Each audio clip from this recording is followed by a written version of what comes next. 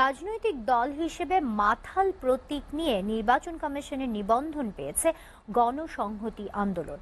দুপুরে ইসি সচিব শফিউল আজিম সংগঠনটির প্রধান সমন্বয়ক জোনায়েদ সাকির হাতে নিবন্ধন সার্টিফিকেট তুলে দেন। এ সময় গণসংহতির প্রধান সমন্বয়ক বলেন, 2017 সালে নিবন্ধনের আবেদন করলেও সরকারের অসৎ উদ্দেশ্যে এতদিন নিবন্ধন আটকে রেখেছিল ইসি।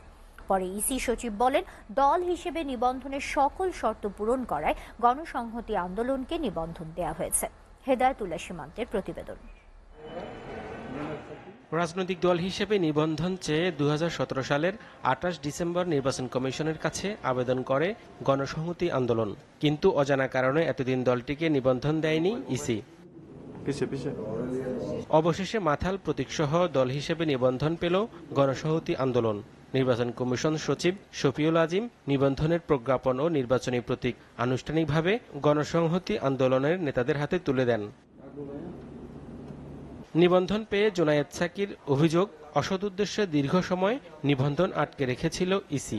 তারা যেভাবে ফ্যাসিস্ট কায়দায় জনগণের সমস্ত অধিকার হরণ করতে চেয়েছে, সেই একইভাবে তারা রাজনৈতিক দলও যাতে বিকশিত হতে না পারে, নানাভাবে তাকে সংকুচিত করে রাখা যায়, সেইটার অংশ হিসেবেই গণসংহতি আন্দোলনের নিবন্ধনকে আটকে রেখেছিল। নিবন্ধন আইন পরিবর্তনেরও আহ্বান জানান তিনি। যে রাজনৈতিক দল নিবন্ধনের যে আইন এবং বিধি তৈরি করা হয়েছে, সেটা বাংলাদেশের যে জনগণের গণতান্ত্রিক অধিকার, সে অধিকারকে ক্ষুণ্ণ করে এবং রাজনৈতিক দল গড়ে তোলার যে অধিকার, সেই অধিকারকেও ক্ষুণ্ণ করে।